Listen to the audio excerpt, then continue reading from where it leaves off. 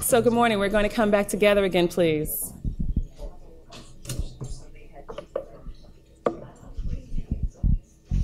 So we are at, I think what's been really inspiring is that there is a determined arc to this conversation, and so I think we actually are segueing directly into the next part of this, where we're talking about what are the specific policies around probation, parole, and bail reform as we think about the next phase of this, of not just reimagining what justice looks like in terms of closing Rikers Island, but what are our policy statements, what are our principles that are actually governing what we think about when we think about the next phase of justice. So I'd like to introduce this next panel. We have a very distinguished group of panelists. I'm very excited that they're all here with us. Again, we have people's bios in the back, so I'm gonna make sure you have those, but I'm gonna introduce Marie, and I should have done this beforehand. Before I totally butcher your name, I'm just gonna ask you to say it for me. Ndiaye. Ndiaye, thank you.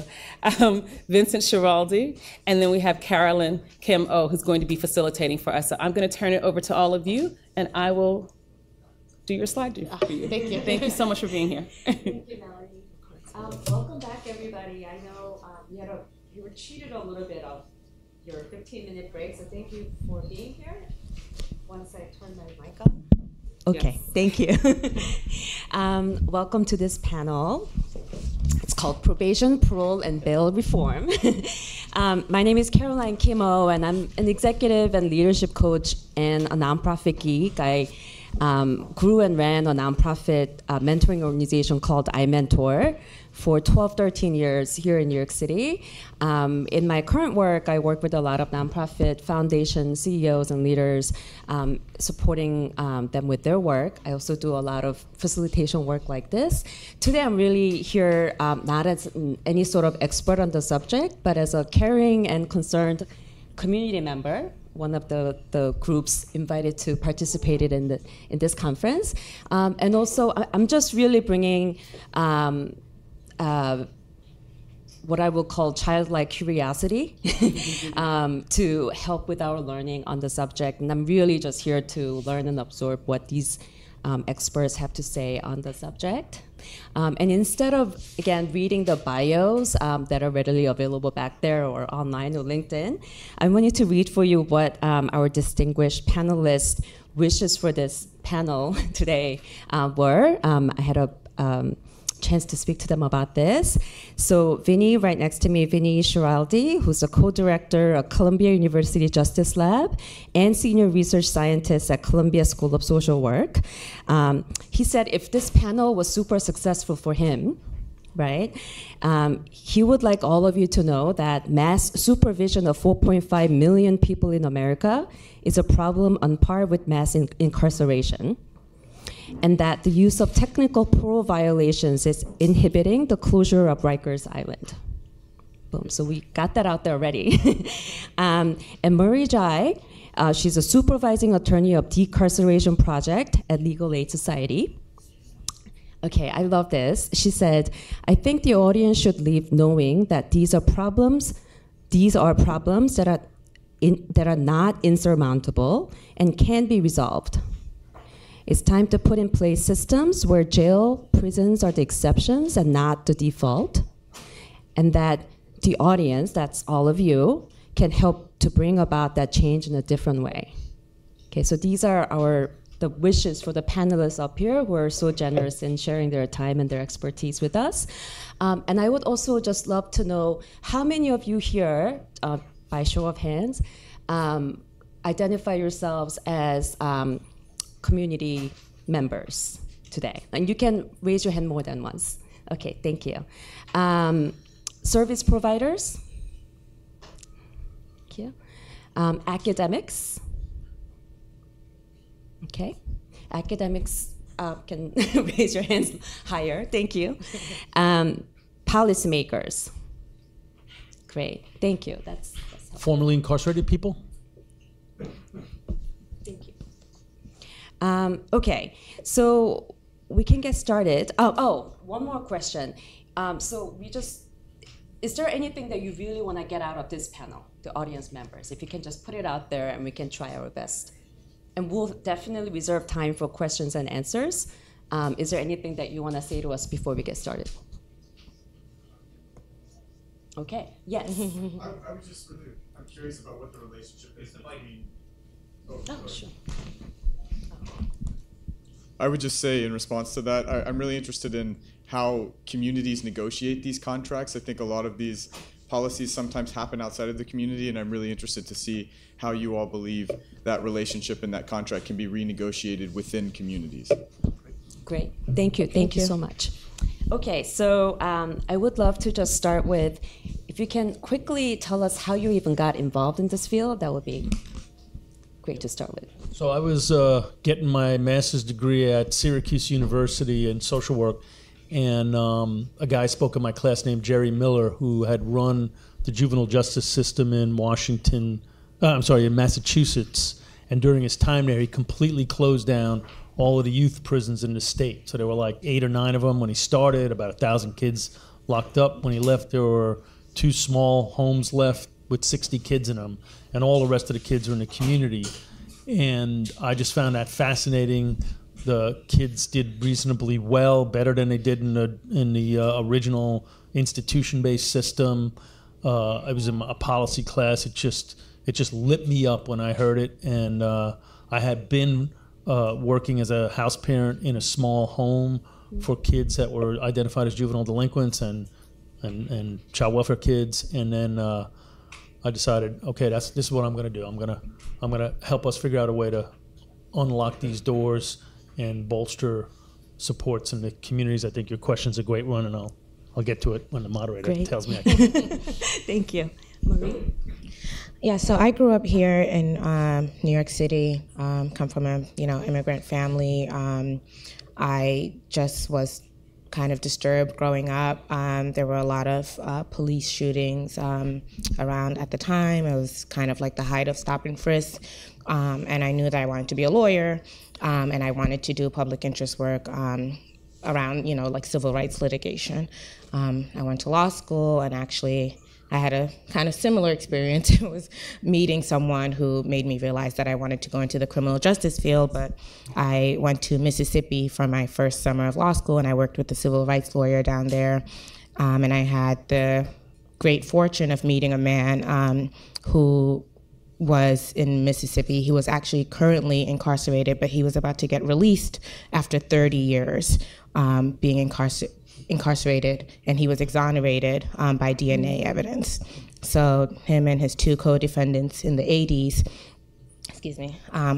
actually pled guilty and confessed to a crime that they did not commit in order to avoid the death penalty. And it was for raping and killing a white woman in Mississippi. And 30 years later, I was sitting across from him, and he was just so nice. He was not broken. He was talking about the future. He was talking about what he wanted to do when he got out. And I was like, okay, I can do criminal defense work. I want to be a public defender. I want to make sure that this doesn't happen to more people. And so I started my career as a public defender at the Legal Aid Society. And I did that for 5 years before transitioning into policy work and then my current role. So my next question was going to be, how does your current work intersect with this topic today? Which makes sense. Of course. So I'm the supervising attorney of the Decarceration Project at the Legal Aid Society. And the Decarceration Project is initiative that does bail litigation and bail policy work. So we have attorneys in our main office and an attorney in each borough, one of them who's here in the audience today. And they help our primary public defenders litigate bail issues. So that's take bail reviews, writs of habeas corpus, basically appealing bail decisions of trial court judges. And then we have attorneys who are also working on bail policy. We are a part of a lot of coalitions like the Free New York campaign that works on legislative reform and city implementation reform. So we meet with Dana Kaplan a lot, and MOCJ and CJA and DOC to try to make sure that when people are in the process and trying to pay bail or whatever the case may be, that the systems in place are run smoothly and actually allow people to get out. Thank you. Vinny?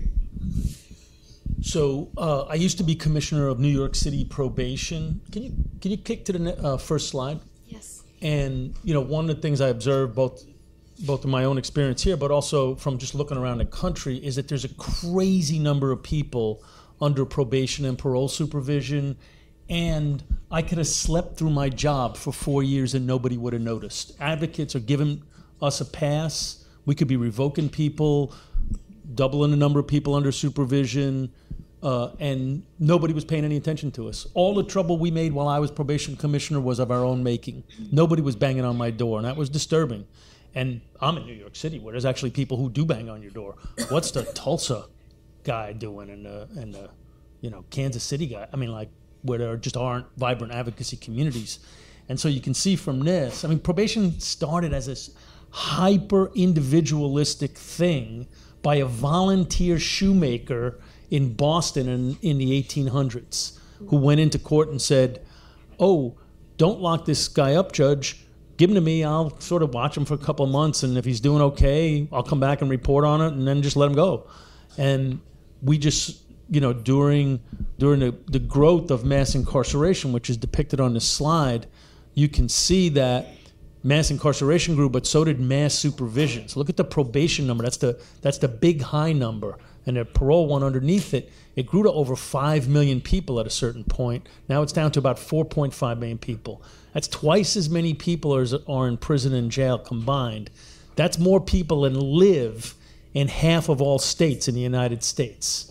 And so that's a deprivation of liberty in its own right. You're not completely free when you're under supervision, but also it's a tripwire back into incarceration for lots and lots of people who get picked up for ticky-tack fouls, for missing appointments, for moving without telling somebody, for associating with other people with criminal convictions, for testing dirty for drugs, and for other sort of non-criminal stuff, but get this really heavy criminal sanction that locks them back up with very few due process protections.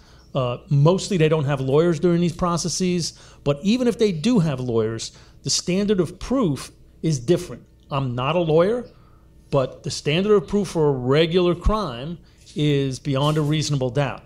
The standard of proof for probation violations is often, at best, a preponderance of evidence. There's actually some places that have lower standards.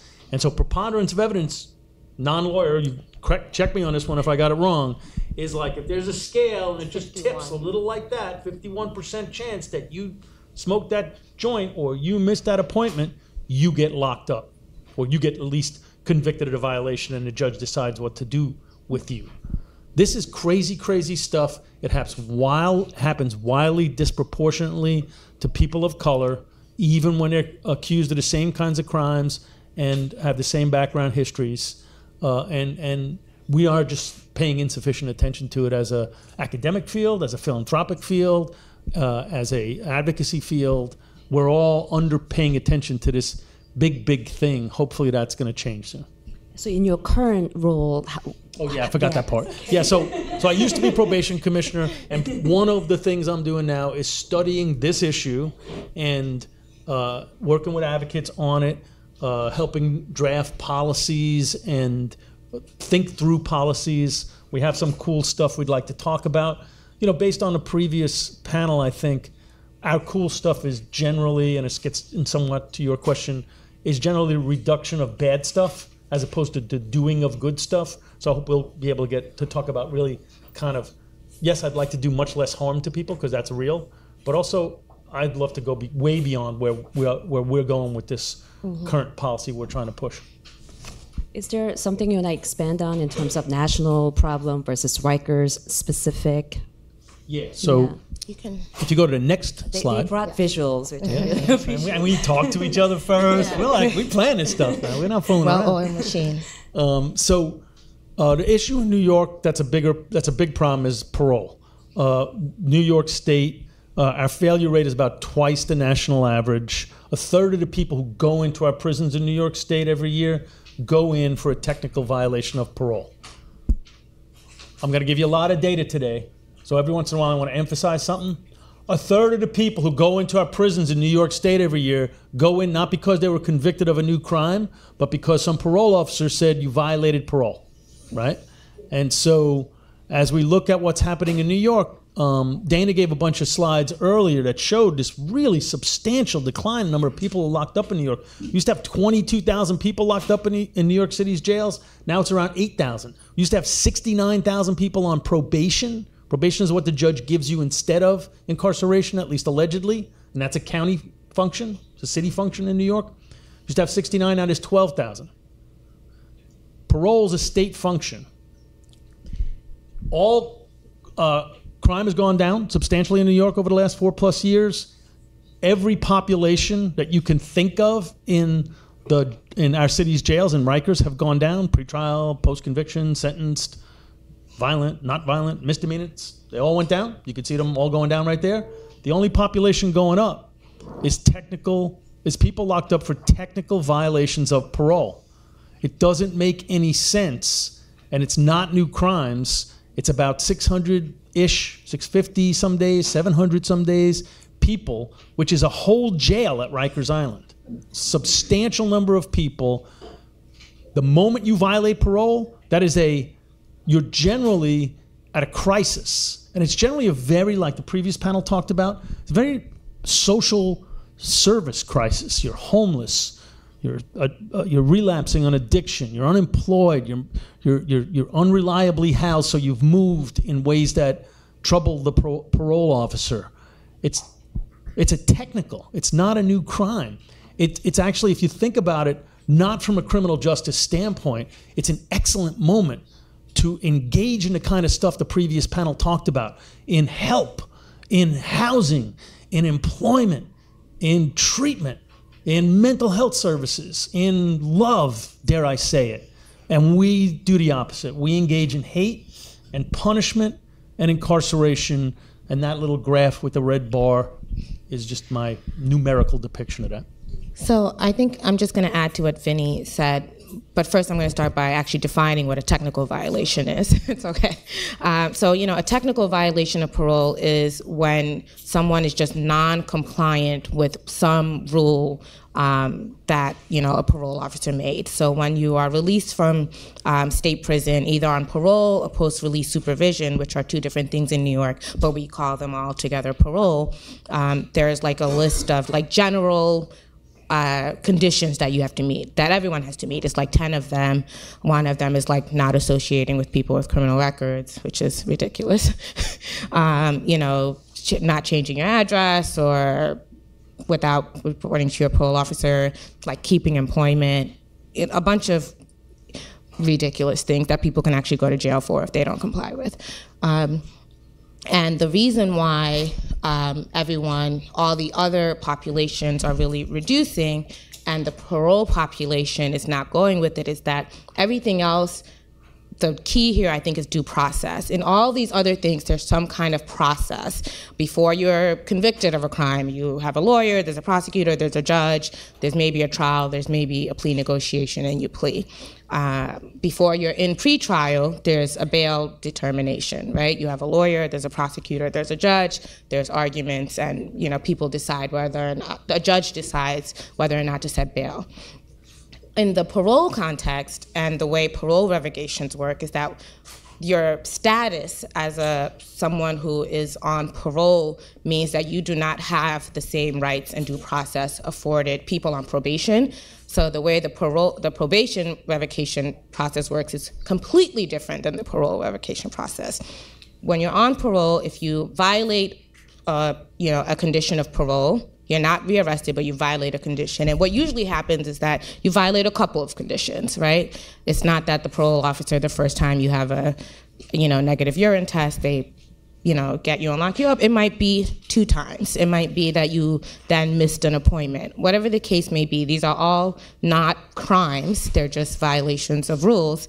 But once the warrant drops, once the parole officer says, we want to start a revocation proceeding against this person, the next time you have contact with law enforcement, they see you have a warrant, and you don't get taken to a court where a judge decides whether or not you should be incarcerated pending this revocation proceeding. You're taking straight to Rikers Island, right? So there's this huge part that's bypassed where there's nobody to argue on your behalf as to like why you shouldn't be incarcerated for this parole violation.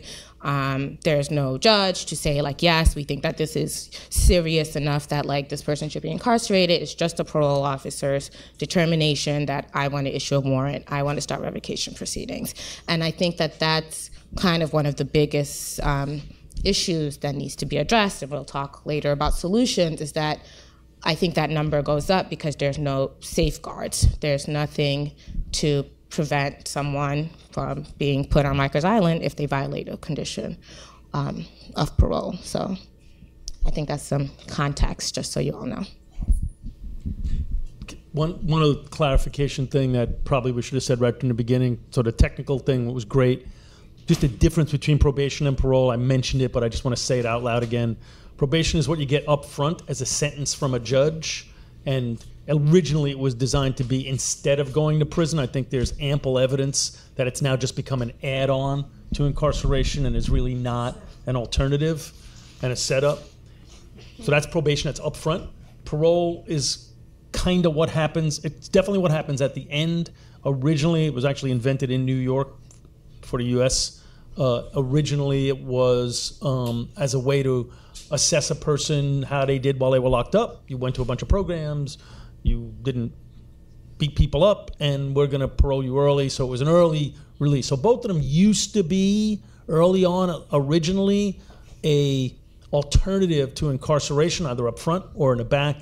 Now I think they're uniformly viewed as an add-on to incarceration. A lot of that changed during the ramp-up of mass incarceration during the 80s and 90s. I don't want to pretend there was a bucolic period during which probation and parole were all lovely and wonderful, but they absolutely took a turn for the harsher, the more punitive during the 80s and 90s. They changed their name to become community corrections. Folks started wearing guns and flak jackets and looking more like cops with badges and the probation jackets on and stuff like that. And it really sort of moved way more towards the corrections and law enforcement field and less towards the social work field. And once it did that, it really kind of lost its way and became sort of a way to expand surveillance largely on poor people of color, mostly men. It's almost, I mean, as a layperson, it almost sounds like steps towards imprisonment versus an alternative. Do you want to go through a couple of more slides? I feel like these are all very relevant to what we're... What's the next one? Because... Like the stay one. Okay, you asked about Rikers. Yeah. I think we can go into... So once you bypass this, you go through this process and a warrant drops and you are taken to Rikers Island, people who are in Rikers with parole violations, whether it's with a new arrest or just on technicals, end up staying on Rikers Island longer than people who are just there because they were arrested for a misdemeanor or felony. So it not only adds to the population of people who are going into Rikers, but it lengthens their stay.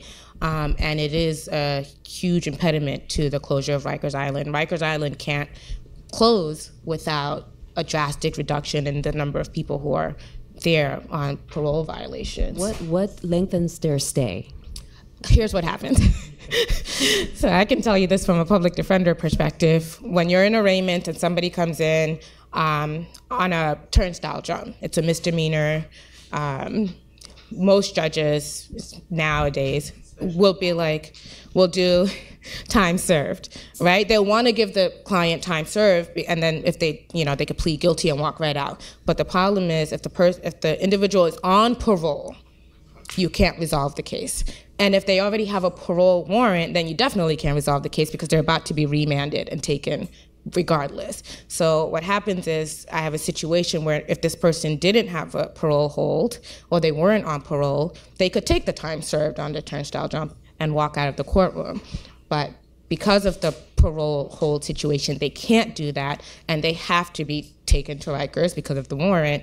And then there's just a lot of time spent on the outside trying to convince a district attorney to give this person a violation, a disorderly conduct. Or you're trying to talk to parole to see like, well, if he takes this misdemeanor plea, like, are you gonna violate him for like jumping the turnstile?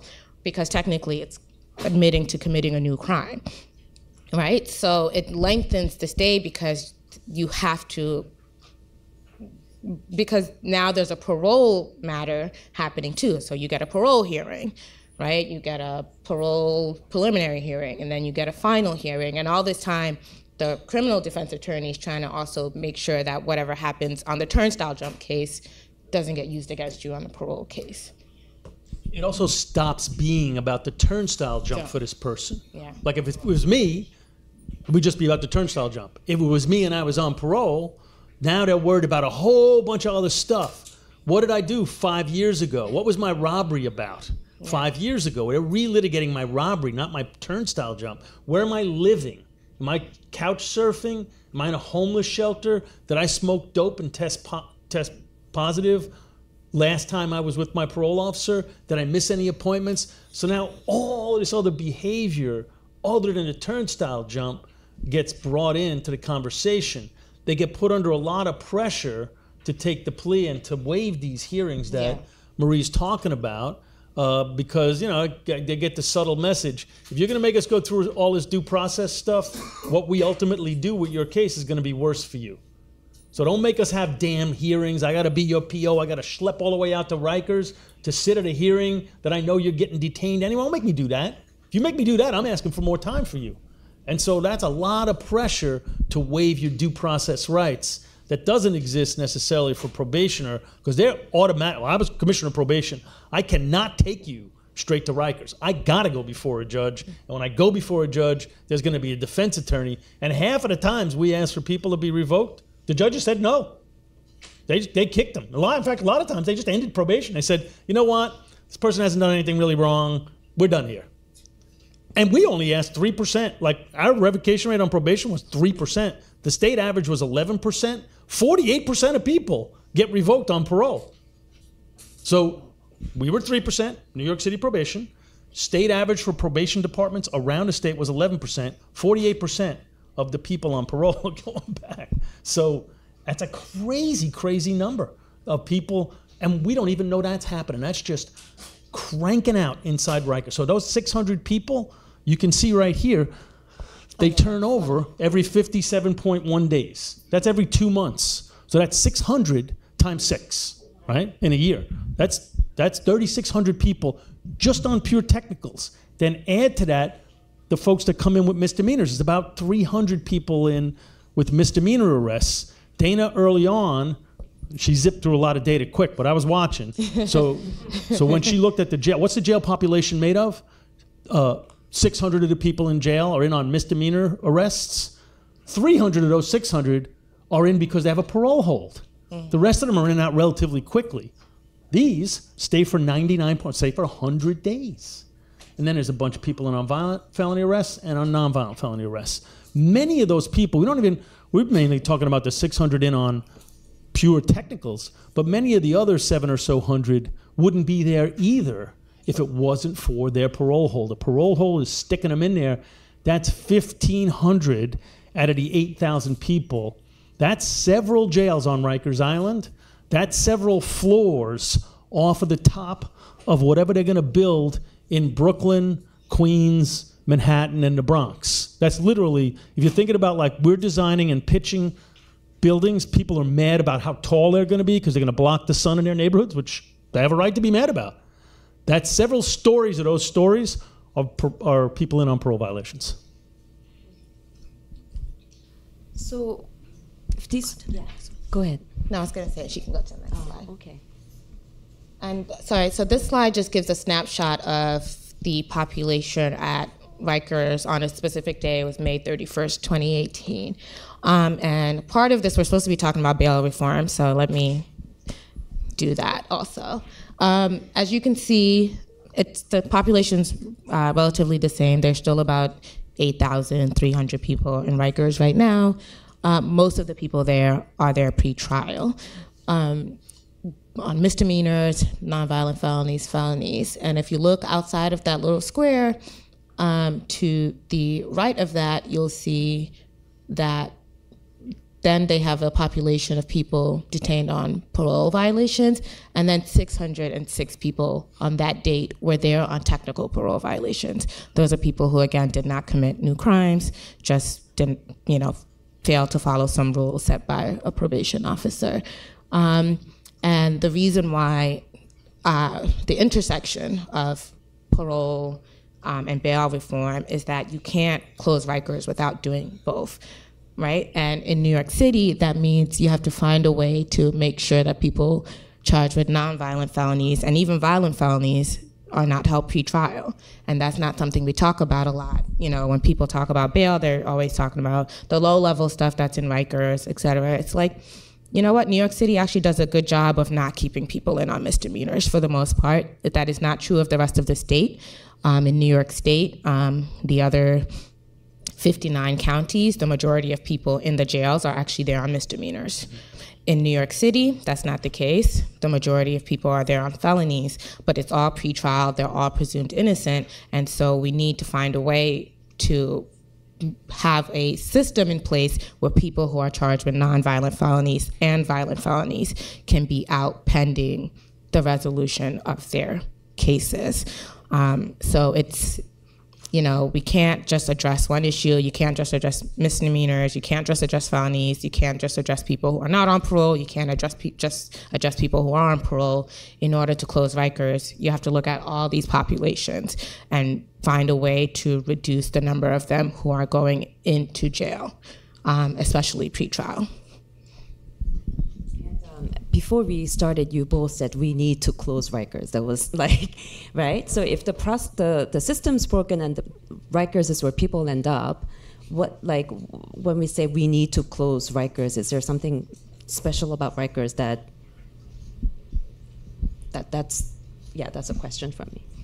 Yeah, Rikers is, it's interesting because Rikers, the culture and violence there is so bad that many New Yorkers don't know that we've reduced our incarceration rates so heavily because people are rightly focused on how horrible Rikers is. Mm-hmm. But in some respects, as the nation discusses ending mass incarceration, New York City is kind of the tip of the spear in that conversation because we are as close to ending mass incarceration here, depending on how you define it, as any jurisdiction in the United States of America. I mean, just the data I just gave a couple seconds ago, 69,000 people on probation down to 12,000, 22,000 people in jail down to 8,000. And that happened, by the way, when the city's population grew by about 1 million. Mm-hmm. So our incarceration rate is down like 70% since its peak. And there are people around the country saying we need to cut incarceration in half. New York's down 70%. That's more than half.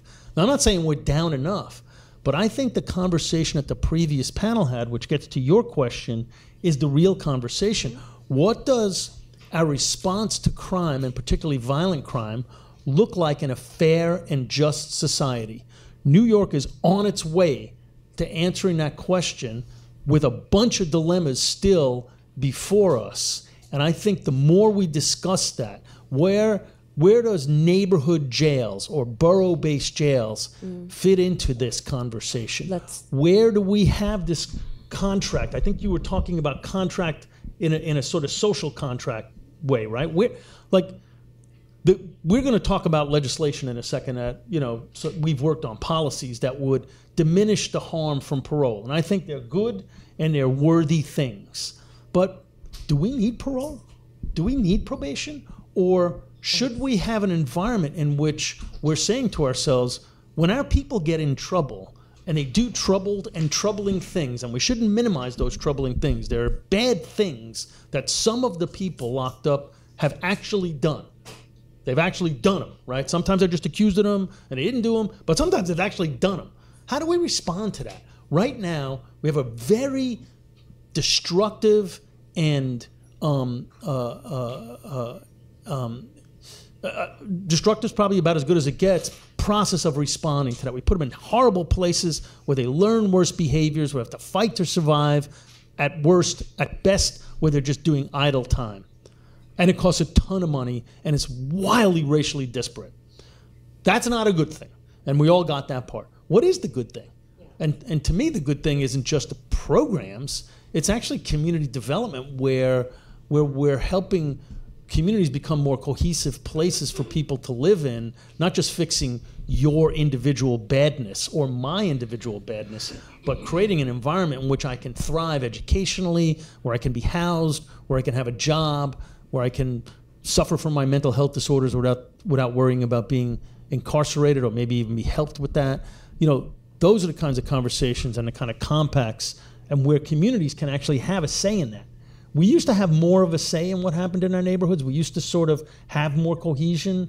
And at a certain point, we started jobbing that out. Mass incarceration, we started dialing 911 and sending those people to Rikers and upstate. And that was a huge mistake. And we need to undo that. Borough-based jails is this much of that. That's the end. What's the rest of it, I think, is a massively important question. So what does the reform look like for the two of you?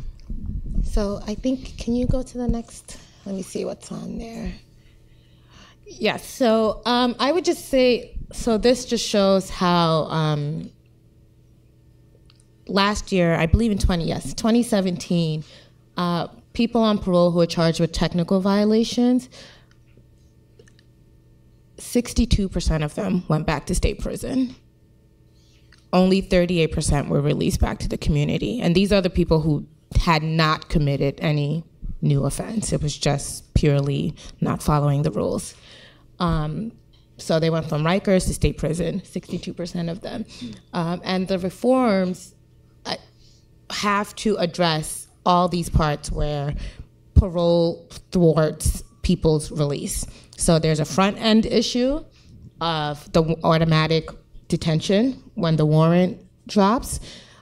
There's the revocation process, which lengthens the amount of time that people spend on Rikers when, one, they don't have to be there in the first place, or if they didn't have the parole issue, they'd be getting out much sooner. And then there's the back end issue, which is that they're then being returned to state prison instead of being released into the community. And on the next slide, I just have some, so the reforms, I think the reforms look like for parole, and you know, Vinny, I think I'll let you handle that one and I'll do bail. But on the bail front, we have to address a way to make sure that people charged with felonies are being released pre-trial and that they're not being incarcerated pending the resolution of their cases. And we have to limit the use of pretrial detention. I know that a lot of you probably may have heard or know that there are like movements around the country about ending cash bail, for example. And California just did it in a way that's not great. And you know, who knows, maybe New York will be next, but the focus here, ending cash bail is a tool. It's not an end. And a lot of people talk about it as if it's an end. If you end cash bail, then we're gonna be, you know, reforming systems and people are not gonna be held in pretrial detention. And that's not true, because if you don't have cash bail, the way people are held is in preventative detention.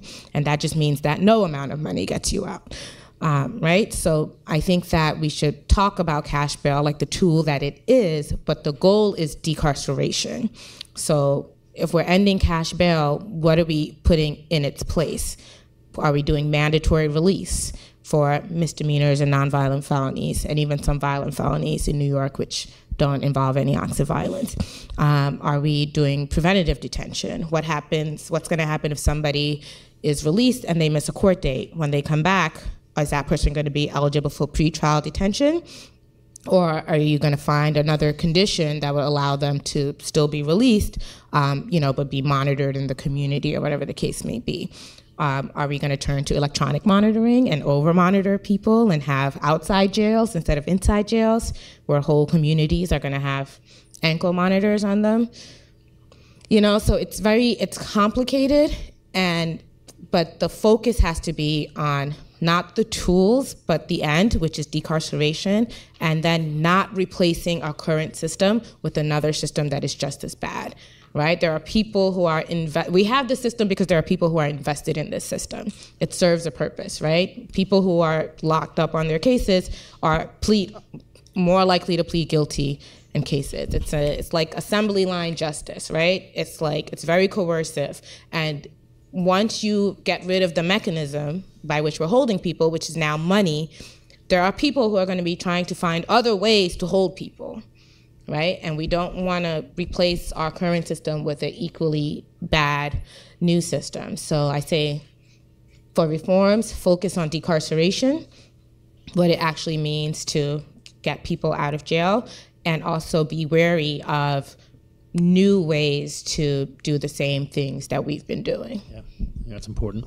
So on the parole stuff, the policies we've been talking about now, Marie and I, and the Cattell Center for Health, Equity, and Justice, and the Lippman Commission, who's the only organization in town that has a more complicated name than the Cattell Center for Health, Equity, and Justice. So I'll just call it the Lippman Commission. More just NYC. More just NYC. That's not so bad. Have been really focused on a do less harm bill, really. And that would be no automatic detention. Gets to Marie's issue of due process, just like you have on probation, with the presumption being that you don't get detained, which is rebuttable, but that's the presumption. So due process, early discharges. So every 30 days, like people get out of jail early for good behavior, but people don't get off probation and parole early for good behavior. So lots of states, really some conservative states, Louisiana, Missouri, Illinois, Arizona, Alaska, states with pretty high incarceration rates, have said basically every 30 days you don't screw up on probation or parole, you get 30 days lopped off your supervision time.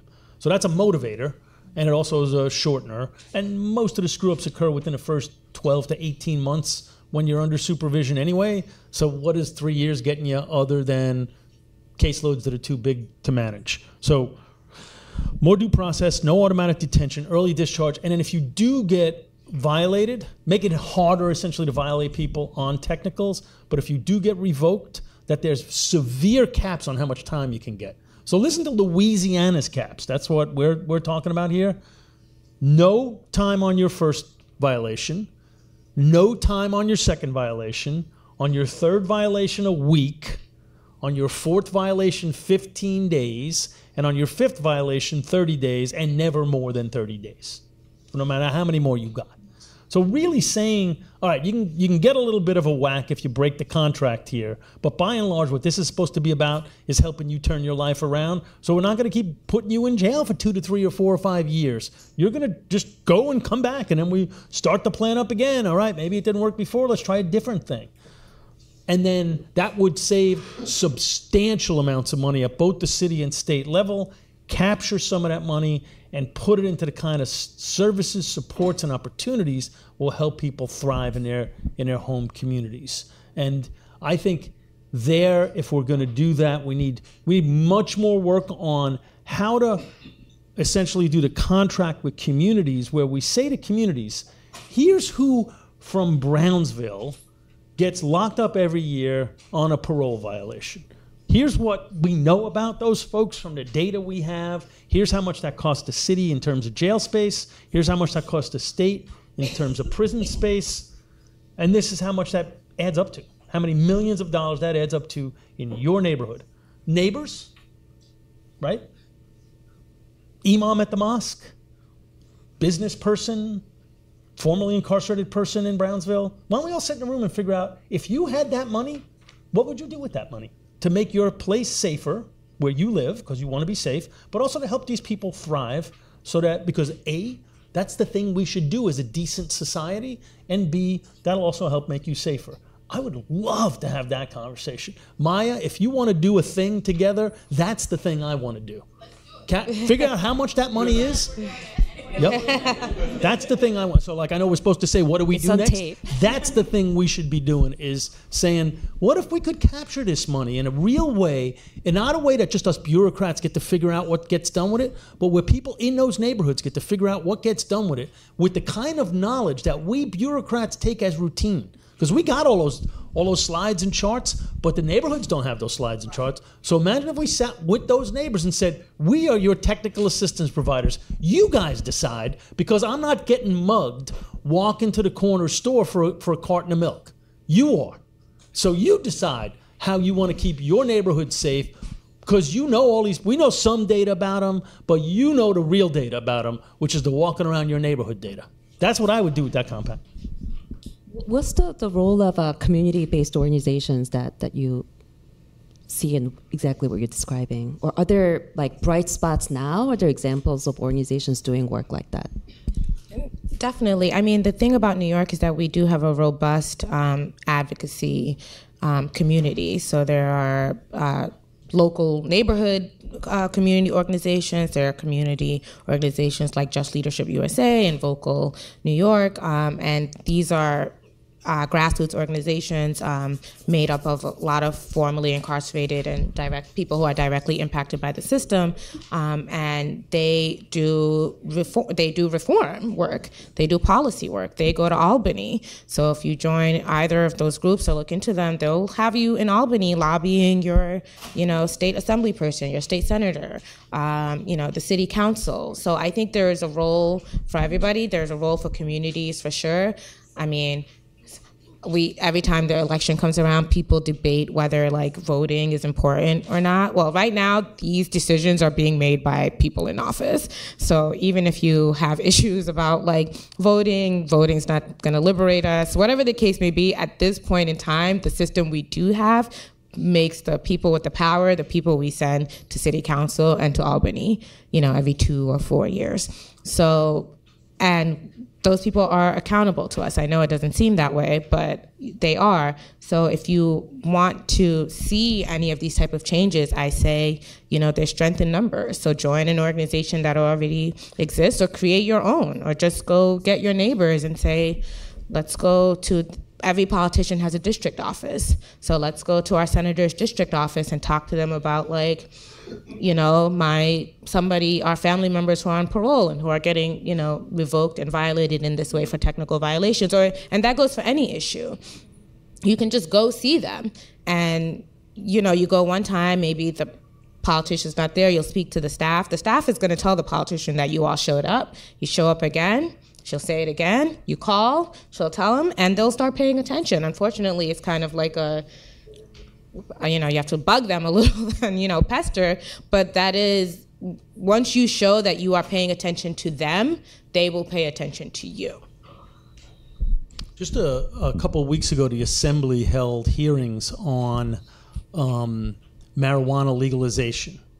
And I testified at the hearings on behalf of 5 former New York City probation commissioners and said that if we legalize marijuana, we should stop testing and stop violating people for smoking marijuana. Because even if you legalize it, you can still violate people's probation and parole. Like we said before, people can get incarcerated for a bunch of behaviors that are legal for people who aren't on probation and parole. So we said, at the worst, when you legalize it, but probably even right now, today, we should just stop violating people if we catch them smoking marijuana, right? Pretty basic stuff, right? And so the panel was multiple relevant committees in the Assembly, codes and corrections, I don't know what they were, but it was all the ones that you would imagine, justice, this and that, right, judiciary.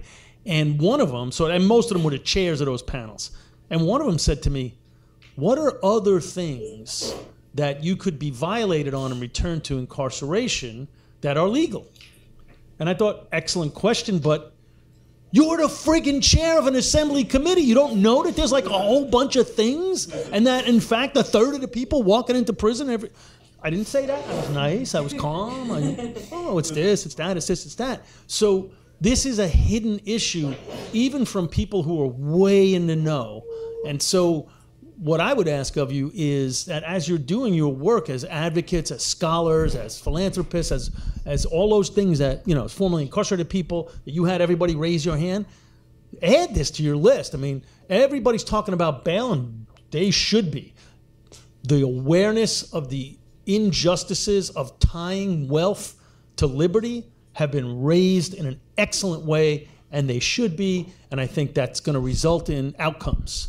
We need to add the injustices of incarcerating people not for committing new crimes to that injustice list, so that committee chairs either know, or at least would be ashamed to admit in public that they don't know, that people can get locked up for not committing a new crime, and do in big numbers. Yeah, so I'm a big proponent of bright spots approach to solving big problems, right? When problems feel really heavy and really difficult, like this one, it just you tend to feel a little helpless and stuck. And when you start to notice things, even in the really challenging situation, things that are working pretty well in little spots, and you identify those and start to magnify them, there's a path that gets sort of lit forward, and you start working together, and you can come up with a big solution. Any other bright spots that you want to highlight today? Things that are working well in this area? I mean, I guess what I would say is, we're going to go to questions soon. Yeah. I would love to hear this from some people, right up front, that were once on probation or parole, about their experiences. I think, in retrospect, we probably should have had somebody on this panel that was affected by this. I can be passionate about it my way. Marie's passionate about it in her way, but nobody was piss testing me and threatening me with incarceration. Yep. So maybe we should hear from some people that that's true of, just to start with. We often talk about things like low-hanging fruit. I hate that analogy. These people are not fruit. They're people who live real lives. They have real hopes and aspirations. They suffer pain like all the rest of us. Sometimes they cause pain like all the rest of us. But they're uniquely singled out for the punitive nature of our system. And I think that as we're shining the bright spot, that always needs to be part of the light that we shine. Great. Marie, anything? I second that. I also second the part about having someone, people in spaces like this who have been directly affected by the problems and issues that we are addressing. And I think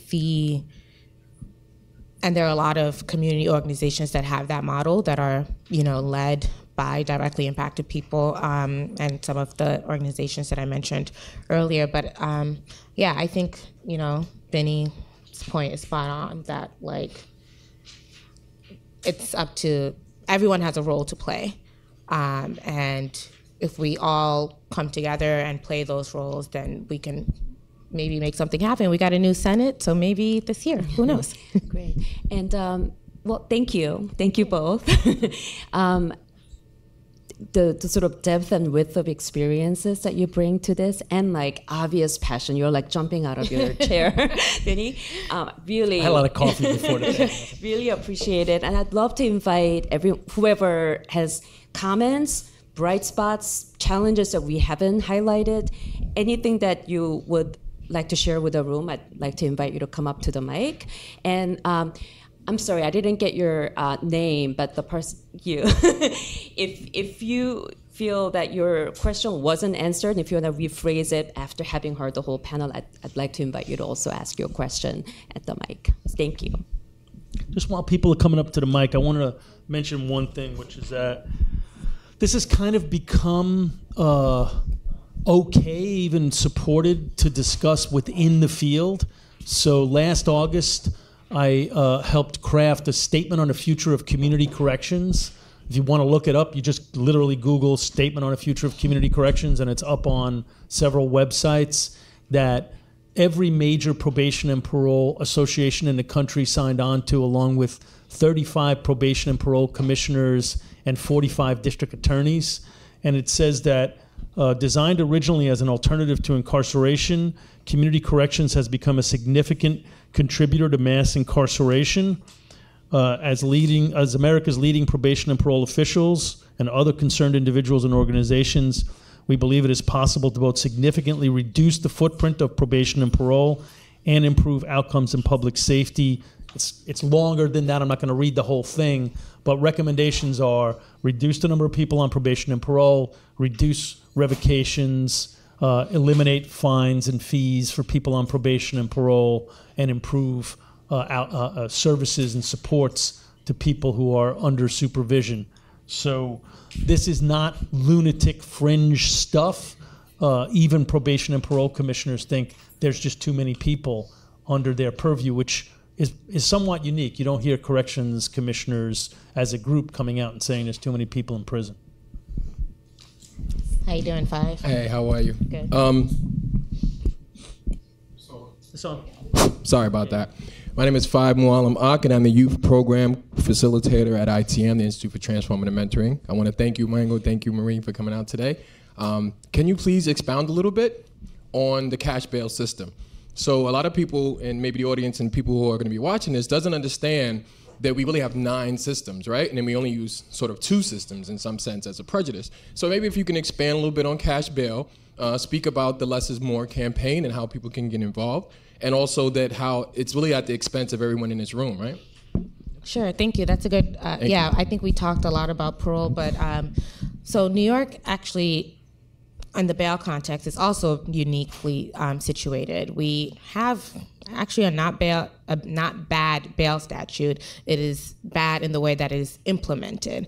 When the bail statute was passed, I think in 1971, it was actually passed with an eye towards decarceration. So they laid it out so that there's 9 different forms of bail, and judges would have to could choose based on the person what it is that they would set.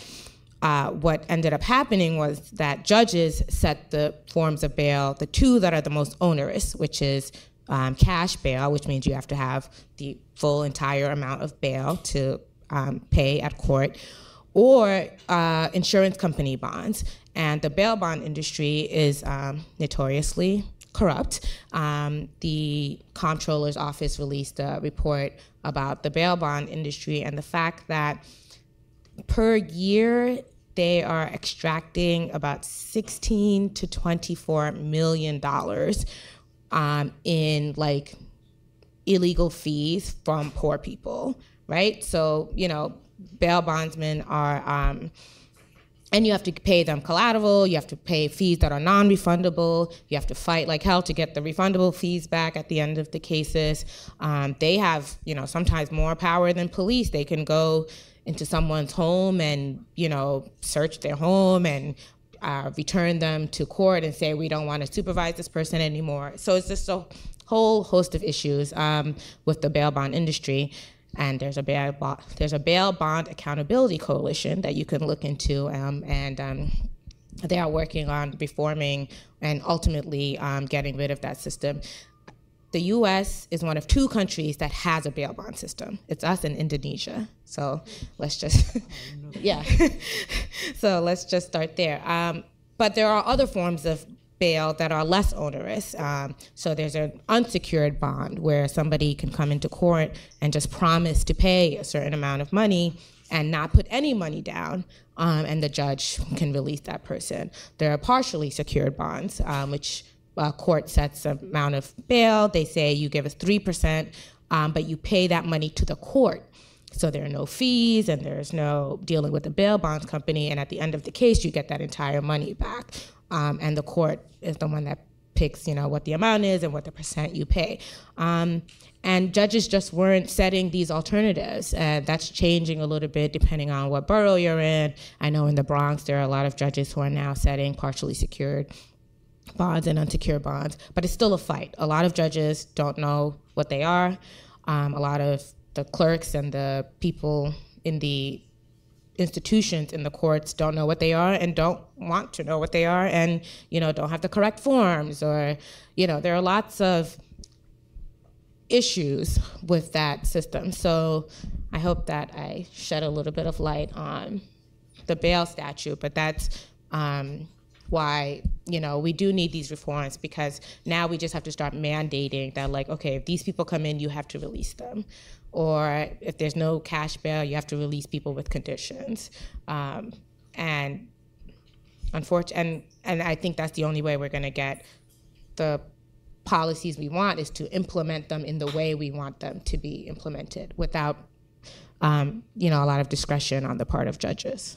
The other question was the Less is More campaign. So we mentioned Qatar. They're shepherding that campaign. That is to get the kinds of policies on parole enacted that we discussed in this panel so far, and it's Qatar, Katal, Center for Health, Equity, and Justice. So you can look it up and say, I want to volunteer, I want to be part of this campaign if you're interested in doing that. That's the Less is More campaign. Yes, good afternoon.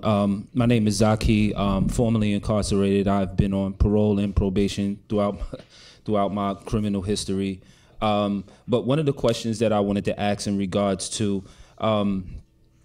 is there a conversation around the silent life sentence of collateral consequences that is connected to like a lot of the violations of parole and probation, such you had mentioned housing and you mentioned unemployment and things of that nature.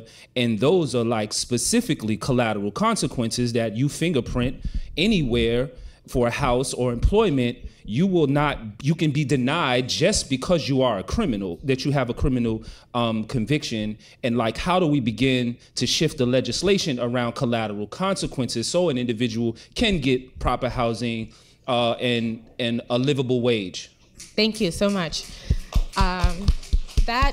So I've learned this recently. I don't know. I think maybe it's the Bronx Defenders. They came up with this in a presentation. When you're right, when we talk about collateral consequences, we talk about jobs and housing and education consequences.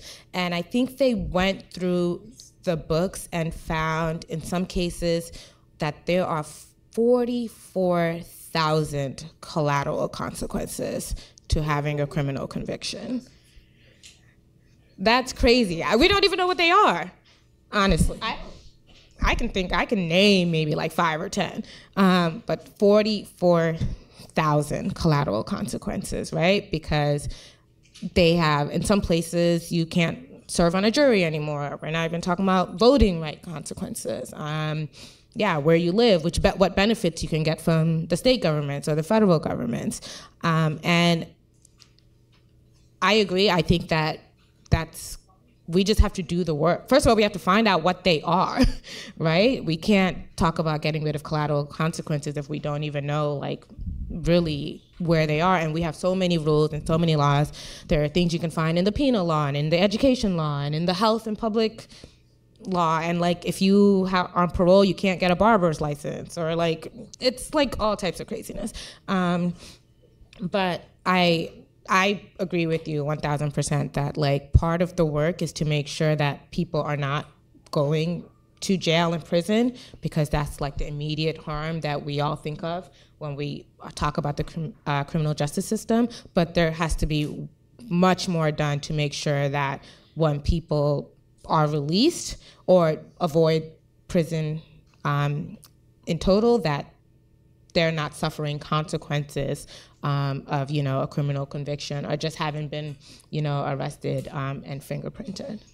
So when I was probation commissioner, I had a meeting with a high-ranking housing authority official in New York City who wanted me to share my my list of people on probation with the housing authority, and they estimated that there are 50% more people living in public housing than are actually signed up on leases, largely because of this issue. Because if you're on probation, you cannot legally live in public housing. Yeah, you can't legally live in public housing, I think, for like 3 or 5 years. I can't remember what their rules are after you're off probation. So you can't even live on it the day you get off probation. And so I said, no, obviously, I'm not giving you my list. Like, what would you do with it? And, there was no clear answer, but I knew it was we would go kick all these people out. And I said, well, if you're going to kick them all out, like, what's the answer there? Now, you're going to make a bunch of people homeless. And he said, not my problem. And I said, you know what? I kind of think it very specifically is your problem. You're a housing authority official. It's actually your problem. It is literally your problem. And they didn't see it that way. And, when you get in the bowels of these bureaucracies, you so lose the forest for the trees. I think that Lilium Barrios-Powley said in a previous panel, and she said it so well, and I'm going to butcher it, is that sometimes, like, as department heads or government workers, we just think the thing we do is the thing people need just because that's the thing we do. And we forget the gestalt, the whole landscape of what needs to be done. And that was a perfect example of forgetting, like, the forest for the trees. Like, what do people need to survive? They need to live in a place. Can you go back to, there's a person's gone. So if you remember that Remember, if you will, that slide where we had the red thing sticking out, right? Yeah. And so, keep going. That one, right? One of the things we did, this comes from a report that I did. We didn't actually answer the question, why is this happening? Why is crime going down? Why do we think actually that the number of people on parole in New York City is down? Why are all these other categories of people who are locked up in Rikers down and parole is up? And I didn't have this piece of data when I wrote the paper, but like a month or so after I wrote the paper, the Daily News and New York One issued a report that they got data from the Parole Board, Department of Corrections, from a Freedom of Information Act request, which showed that the number of people being released from prison to homeless shelters had about doubled during the same, almost exactly that same time period. And so that could be it. The why of it could be over right there. It went from like 2,200 people to like 4,200 people a year coming out of prison, going to a homeless shelter, which is a place you go to fail on parole. You don't go to succeed on parole into a homeless shelter. That's where you go to fail.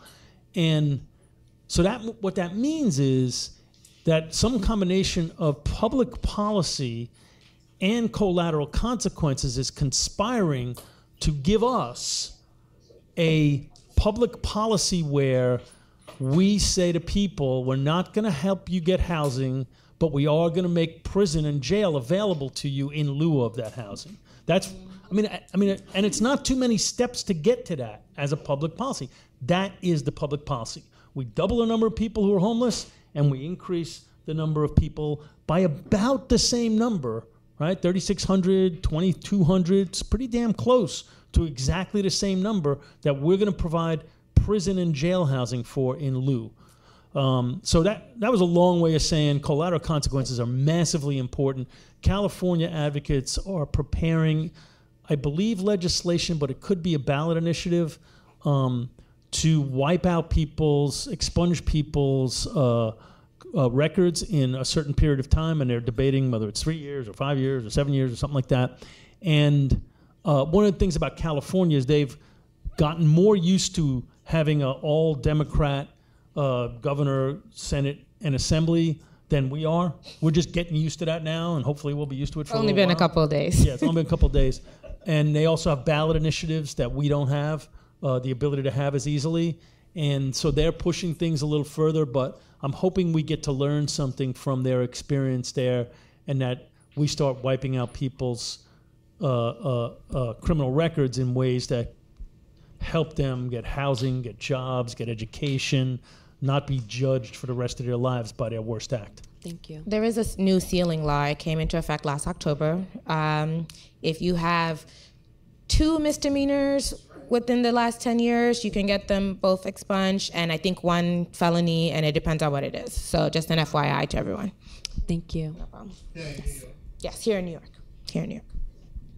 I would just say thank you again for addressing my first question. And one question that I've sort of come to as I've heard this conversation is, as practitioners of these, as practitioners dealing with these issues in your daily lives, what tools and systems of public accountability have you come across within the field that we may not be privy to as community members? What tools and systems of accountability of assessing who these people are that are determining whether or not someone is incarcerated or reincarcerated? What systems of accountability are available to us as community members to really define that relationship?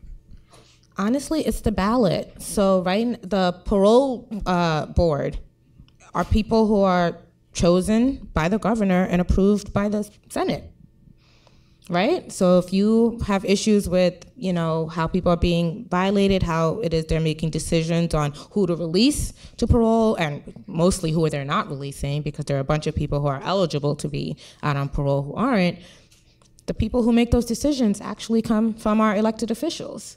And yeah, the people who make the housing policies, all these things are laws, on the books, and laws change when people change. You can follow up. Yeah, maybe my question was a little too general. I understand that voting is an option, and that's definitely the option that we talk about the most, and that's what we were talking about last week. But sometimes I feel like voting serves as sort of an abstract solution to this, and I think a lot of people need sort of organizing manifestations in their daily lives of these things. And organizing. Yeah. That's, you get your people together, you talk to one person who talks to one person who talks to one person, and you create movements, you create coalitions, you come together, and then you go and you demand things of the people who are making these things. It's strength in numbers, really. You have to have, what they call it, money power or people power. I don't have any money. So, the only other way to get change is to have people power. And also, as I said earlier, this is an issue that hasn't been discussed a lot, hasn't been talked about a lot.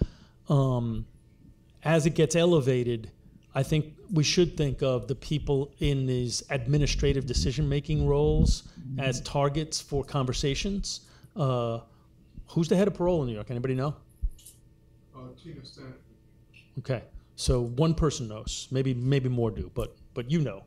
Anybody know a name of an administrative law judge? Again, I could have napped through 4 years as probation commissioner. Nobody was knocking on my door, right? And we should not let that happen. There's way too much discretion in me, and also, by the way, the mid-level bureaucrats that I employ. They have an enormous amount of discretion. I took some of it away, and which is part of the way we reduced revocations by saying you can't revoke for this stuff.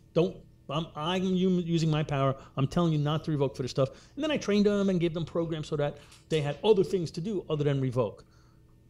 I could have used my discretion in exactly the opposite way, and I'm pretty sure almost nobody in this room, unless you happen to be on probation when I did it, would have ever known. And that's ought to scare all of us, that there are mid-level bureaucrats deciding a third of our intake to prisons every year. Hundreds of millions of dollars, that is, that are being spent by people whose name almost nobody knows. And so if you're going to have forums, bring them here and let them. All of the incentives for us community correctional bureaucrats run the wrong way. The population's grown by that crazy chart I showed first. Money did not grow at the same rate. So now there's like 150-ish on average people who have real needs, and some of whom have done really bad stuff on the caseloads of a bunch of risk-averse bureaucrats with inadequate resources around the country. And if they take a chance on a guy and that guy lives a happy, healthy, productive life, they get nothing for that. If they take a chance on a man or woman and that person goes out and does a bad thing, they get fired for that or vilified for that. What would you do? I don't have enough resources. Person's, committed a ticky-tack foul. They were in prison for a bad thing. If we're expecting people just to uniformly be heroes, we're crazy. I think there's some sadists in parole and some heroes in parole. Most people are kind of in the middle of the bell curve. And the people in the middle of the bell curve maybe would do some good stuff if we gave them the right incentives and the right resources. But right now, we're not doing it. Thank you. And I just wanted to say that it is 12:30, but we're all committed to getting those 3 questions, including you who, if you are available, we'll give shorter to stay, responses. so we can stay, but if you must go, we understand, and thank you so much for coming. Can I suggest that we have all 3 people ask their questions and then we just Sure. answer them all at once? Is that okay? Sure. Cool. It's only 2 people. No, there's there's a woman 3. sitting down, too. Oh, sorry. Hi, my name is Michelle. You might have just started getting into this, and this actually goes back to the last slide, if you don't mind flipping back to that. So, no. It was The actual last slide? the last one. I think it had all of the list of reforms. This one. So one of the things that seems to be like a pretty big thing is the person in control, which is the parole officer, and the conditions that they put onto the person that they are supervising. Has that been something that you've talked about, like reform around that person and the checks and balances they have, the conditions they put into place? Because I could see that actually reinforcing and just making somebody go directly back because of crazy conditions or things that aren't meant to support or rehabilitate. They're meant to like kind of put you back in. And you might have started talking about that, but that seems to be a big thing. So that's one. Hello, my name is Floyd Jarvis. I'm a first year public and urban policy student here at the New School, as well as a BARD Prison Initiative Public Health Fellow. And to Vincent's point, I'm here to provide lived experiences to some of what you were talking about concerning parole. I was at the assembly hearing, and I read your op-ed piece on ending, what is it? Ending marijuana, getting violated for marijuana, for dirty urine, essentially. The next month will make 3 years since I've been home, and I've been off. Thank you. I've been, this past June, I got off of community supervision. The offense that I was, when someone is either convicted of a violent offense or plead out of a violent offense, they have to take something called ART. ART is anger replacement therapy. If you do not take it whilst you're in state prison, you have to take it when you come home. A condition of ART is to get urine tested, even if your offense was not drug related. Mine wasn't drug related. I'm a cannabis advocate. I took the test and it came back positive. I was gonna say negative. It came back positive. So now, in order to complete my ART, I have to put that on hold and now take a 9 or 12-week course on drug addiction. Which, if you're familiar with cannabis, it's a waste of time, essentially. And all of this is happening whilst I just completed my bachelor's, while I just started working. I just started a community-based organization. I just got my neighborhood its first community garden in 17 years, and I just enrolled here. So imagine if that PO was to violate me simply because they have to follow rules of a dirty urine. It literally, what was the numbers? 60% or 33% of the persons? Yeah, about a third. Yeah, it's a literal extraction of resources from communities. It wasn't a question. I just want to say that, and I support your Thank you. Support your work. Thank you. And congratulations. Yeah.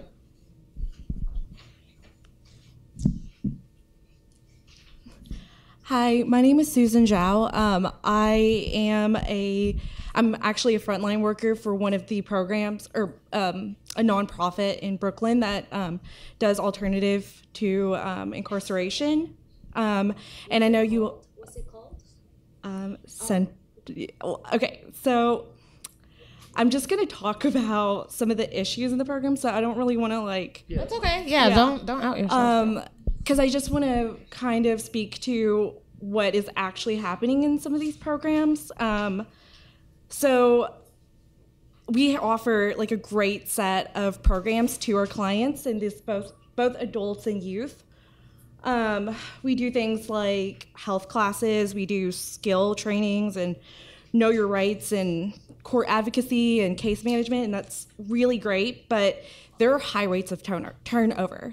And this is due to just not great funding and not great allocation of resources. And I've just seen trust lost from our clients between us because there's no consistency. And while we talk about how great programs are to programs that are alternatives to incarceration are, I want to let you all know that not all of them are serving our clients well. And because of this just underfunding, and we hire people who were recently incarcerated, but I don't feel like they're always supported. And they don't always have the skills to fit well on our team, and that causes a great deal of insecurity. I've had coworkers who quit. I was one of 5 on a team for a long time, and some of my coworkers were incarcerated folks who we weren't supporting the way we needed to. So I just want to give that experience. Thank you very much for sharing. Thank you for that. We have an unanswered question, though. The first question wasn't answered, which was around reform around person in control. And Melanie, yes. The mid-level bureaucrats. Question from this side of the room. It's just difficult for someone to get over there. It's a brief question. Okay, and then we won't forget the first one, and yes. And then this is an actual question. Thank you. First of all, I would like to thank new school. Okay. I don't think I need a microphone. No, you put a mic For them to be able to hear you. All right. Okay. Well, it's noon. Good afternoon. So first of all, my name is Faye Florimon. I'm an education advocate, and also I serve as the chair of the Youth and Education Committee and Community Board 12. I would like to thank New School before anything and the rest of the panel, because they always bring so many interesting conversation.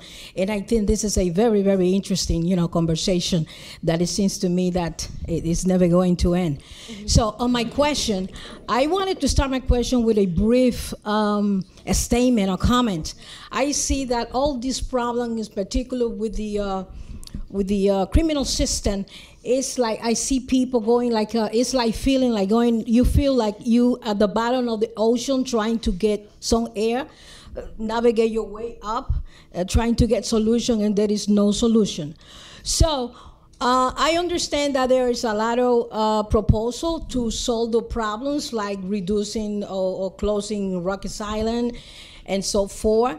But I think, and I wonder if among all the solution that is being proposed, and not only that, but in other also aspects in society that is affecting individuals, if there is a system that is implemented or that is tracking those solutions that has been proposed to be implemented, that they've been already implemented, that it's actually taking or counting how many people they had actually helped them to stay away from trouble, or to prevent them to go back into the system, because it's like revolving doors, and I'm not sure that there is a system that can say, okay, the city was able to help this amount of individual and follow up and make those precise individuals that they say that they help go in public and say, yes, the system helped me. But all that I hear is that we have solution, people being affected, but I didn't see a system in play that really actually and sincerely say, okay, we were able to help 1,000 individuals out of the half of the population that they have. We say before that we have 45,000 people incarcerated. So if they really helping people, how many people among this number are really and sincerely have been able to help? Because people go to college, they get an education. We got it. And when they finish, they having problem getting a job for whatever reason. Thank you very much again. Thank you. Yeah, so is there a system now of accountability, and is there a system or efforts to build on the past efforts, right, and keeping track of results? And the first question being around, is there effort for reform based around the person in control, like the parole officer, right? Is that right? Yeah, we got it. Okay. We got it. Because people got to go. So I got 3 quick things to end with, and then Maria can end with her things. One is, we're starting a project just to reduce the number of people on probation and parole and violations and fees at Columbia, where I work. So if anybody's interested in that, I'm going to say out loud my really weird educational email address right now, and I'm going to write it on that piece of paper over there. So it's VS, like Vinny Schiraldi, 2637, VS2637 at columbia.edu if anybody's interested in applying for that or wants me to send them the position description so they can share it with their friends. 1. 2, the people question that was asked before, I think that we need public policy change on this, not just to train POs to be better. I think we should train POs to not violate people and also to help them. But I think as long as our policy stinks, we're going to put people in a position of enacting that crappy policy or suffering consequences, and some people will therefore enact that crappy policy. So I do think training matters, and I think resources matter. I think caseload sizes matter, but I also think public policy needs to be changed. And then lastly, just one quick example. New York City used to have about 1,500 kids locked up in state facilities around the state, juvenile prisons, if you will, from our juvenile system. In 2006, we had that. Now we have 100. So it went from 1,500 to 100. And even those 100, they're all within the 5 boroughs. They're not upstate in these big juvenile prisons in the Adirondacks and the Finger Lakes. They're in the 5 boroughs. And most of them, if you walk by them on the street, the houses where the kids are, you wouldn't know that there were kids in them. They're 6 beds. They look more like a house than like a prison. And the rest of them are home with wraparound services and help. Not perfect. I don't want to pretend it's perfect, but we went from 1,500 to 100 and created a lot more programs so kids could be home rather than be locked up. During that period of time, arrests of juveniles in New York City plummeted.